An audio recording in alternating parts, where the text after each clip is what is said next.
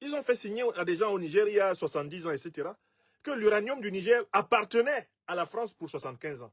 Mais comment c'est possible?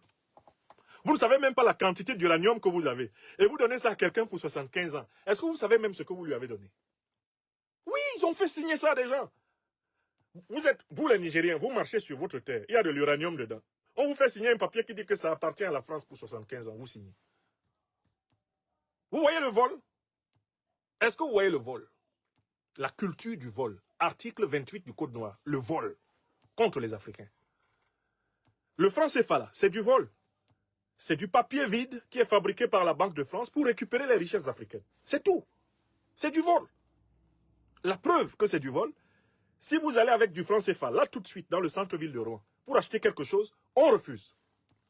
Mais si vous retournez avec ce franc CFA en Afrique pour acheter quelque chose, on accepte. C'est-à-dire que la Banque de France a fabriqué le franc CFA pour prendre les richesses africaines.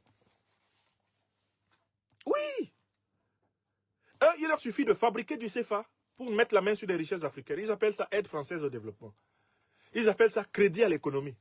Ils fabriquent des billets de banque et ils prennent les richesses africaines en échange. Quand toi-même tu viens, tu prends par exemple, je ne sais pas, 1 million ou 2 millions en Afrique francophone. Tu viens avec ça en France. Tu essaies d'entrer dans un restaurant à Paris pour te payer à manger. Ils disent non. Ils disent non. Non, non, non, non, non.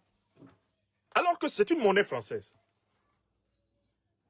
Mais quelle est cette monnaie française qui ne fonctionne pas en France? En fait, c'est un poste de douane, c'est un poste de péage installé par la France sur ses anciennes colonies et territoires sous tutelle pour se servir de leurs richesses gratis. C'est tout. Le franc CFA, c'est du vol. C'est la même chose que les mesures punitives qui sont prises contre le moindre Africain qui n'est pas d'accord.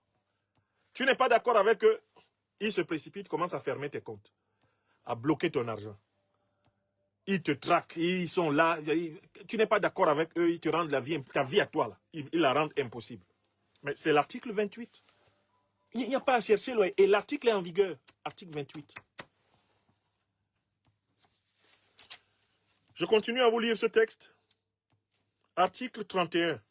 Ne pourront aussi les esclaves être partis ni être en jugement en matière civile, tant en demandant qu'en défendant, ni être partie civile en matière criminelle, sauf à leur maître d'agir et défendre en matière civile et de poursuivre en matière criminelle la réparation des outrages et excès qui auront été contre leurs esclaves.